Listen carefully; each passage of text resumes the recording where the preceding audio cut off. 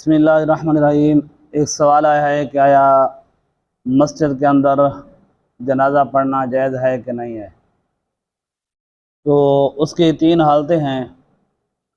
ایک حالت یہ ہے کہ میت بھی مسجد کے اندر ہو، امام بھی اور باقی مقتدی بھی۔ دوسری صورت یہ ہے کہ میت مسجد سے باہر ہو، جس طرح محراب ہوتا ہے اس طرح ایک علیحدہ آگے والی سمت میں جگہ بنائی جاتی ہے دیوار کے اندر، وہاں پر میت رکھی جاتی ہے۔ تو اگر میت باہر ہے، امام اور مقتدی یہ دونوں مسجد کے اندر ہیں، یہ دوسری صورت ہو گئی۔ اور تیسری صورت یہ ہے کہ میت بھی مسجد سے باہر ہے، امام بھی اور کچھ مقتدی بھی مسجد سے باہر ہیں، کچھ مسجد کے اندر ہیں، تو اس کی گنجائش ہے۔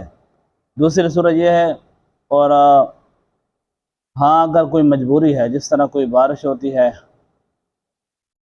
یا اس طرح کوئی اور مجبوری ہو سکتی ہے، تو پھر جو ہے نا مسجد کے اندر جنازہ جائز ہے کہ حضور علیہ السلام نے مسجد کے اندر بھی جنازہ پڑھایا ہے۔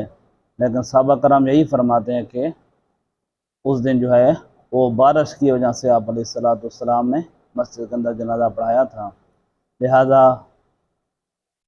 اس سے گریز کیا جائے کہ مسجد بھی مسجد کے اندر ہو، امام بھی اور مقتدی بھی ہوں۔